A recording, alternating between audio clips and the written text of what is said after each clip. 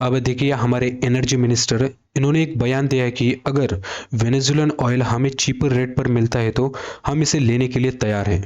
तो आप तो कहेंगे ये तो सैंक्शन कंट्री है, मतलब वेनेजुएला तो एक सैंक्शन कंट्री है, तो हम उससे ऑयल कैसे इंपोर्ट कर सकते हैं। तो देखिए इसी के रिगार्डिंग न्यूज़ है।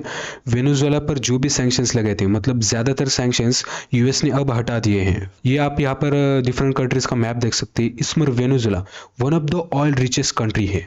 उसके पास सबसे ज़्यादा प्रूवन ऑयल रिजर्व मौजूद है दुनिया की, और वो ऐसी कंट्री है जिसे यूएस ने कट कर दिया था ग्लोबल मार्केट से कि कोई भी कंट्री उससे ऑयल परचेस नहीं कर सकता था।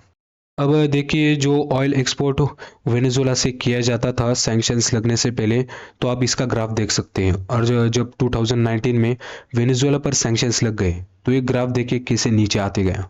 और अभी तो ये हालात हो चुकी है कि ये कंपनी पूरी तरह, मतलब ये कंट्री पूरी तरह से डिस्ट्रॉय हो चुकी है। देखिए इंडिया की प्रेफरेंस से बात करें हम, तो ये वेनेजुएला पर सैंक्शंस लगने से पहले लगभग 5 to 7% ऑयल उनसे इंपोर्ट करते थे।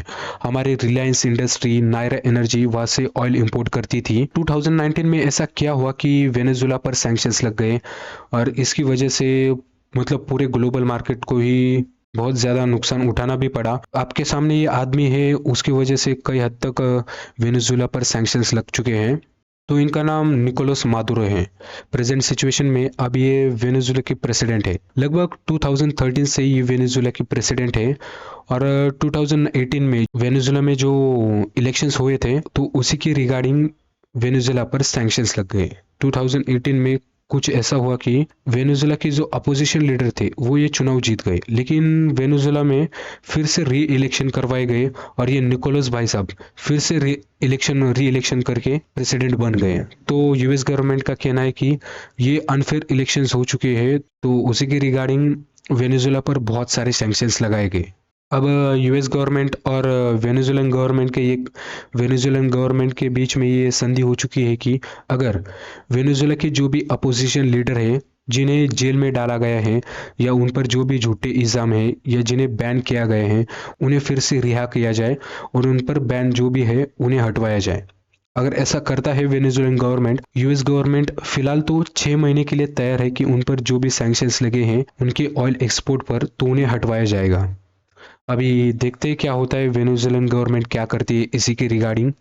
अभी इनके अपोजिशन लीडर हैं मारिया कोरिना मकादोव, तो उन्हीं पर 15 साल तक बैन लगाया गया था कि वो अपने ऑफिस में 15 साल तक आ नहीं सकती, क्योंकि वेनेजुएलन गवर्नमेंट ने कहा है कि ये एक करप्ट लीडर है और उन पर बहुत सारे एलिगेशंस लगाए गए हैं। लेकिन ये करप्शन के चार्जेस जो भी लगाए गए हैं उनके ऊपर, तो इसका कोई भी प्रूफ उनके पास नहीं है।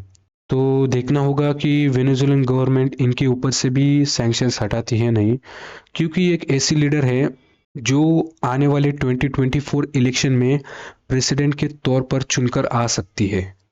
फिर आप कहेंगे अमेरिका को वेनेजुएला में इतना इंटरेस्ट कभी से आने लगा।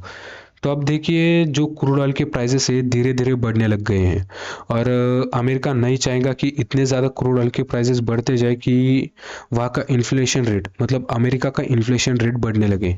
और 2024 में वहाँ पर प्रेसिडेंशियल इलेक्शन होने वाले हैं, मतलब यूएस के प्रेसिडेंशियल इलेक्शन होने वाले हैं, और बाइडेन नहीं चाहेंगे कि डोनाल्ड ट्रंप फिर से पावर में आ जाए।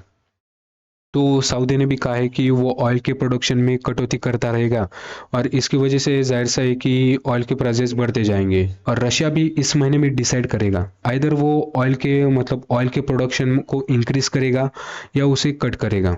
और हम टॉप ऑयल एक्सपोर्टिंग कंट्रीज की लिस्ट तो जानते हैं, सबसे पहले नंबर पर तो सऊदी अरेबिया है और उसके बाद रशिया। और ये दोनों कंट्रीज अगर चूज करते हैं कि उन्हें ऑयल का प्रोडक्शन कट करना है, तो ये ग्लोबल इकोनॉमी के लिए बहुत बड़ा नुकसान हो जाएगा। हम लगभग 80% ऑयल इंपोर्ट करते हैं डिफरेंट कंट्रीज से, लेकिन जो हमारा पोर्टफोलियो की लिस्ट भी देखेंगे आप, तो लगभग हम 39 डिफरेंट कंट्रीज से ऑयल एक्सपोर्ट करते हैं। अब यूएस की रिगार्डिंग बात करें तो वहाँ पर अगस्त में 3.7% तक इन्फ्लेशन रेट बढ़ गया था। तो यूएस गवर्नमेंट नहीं चाहेंगी कि इलेक्शन के मौके पर वहाँ पर इन्फ्लेशन रेट बढ़ जाए, और इसकी वजह से बाइडेन को फिर से प्रेसिडेंट बनने का मौका नहीं मिले। तो देखते हैं आगे क्या होता है कि सच में ही वेनेजुएलन ऑयल मार्केट में आ पाता है या नहीं, और इसकी वजह से जो भी ऑयल के अभी प्राइजेस हैं उसमें कुछ कटौती होती है या नहीं। तो उम्मीद है कि आप सभी को ये वीडियो पसंद आई होगी। ऐसी वीडियो देखने के लिए चैनल को ज़रूर सब्सक्राइब कीजिए और लाइक बटन को प्रेस करिए। धन्यवाद।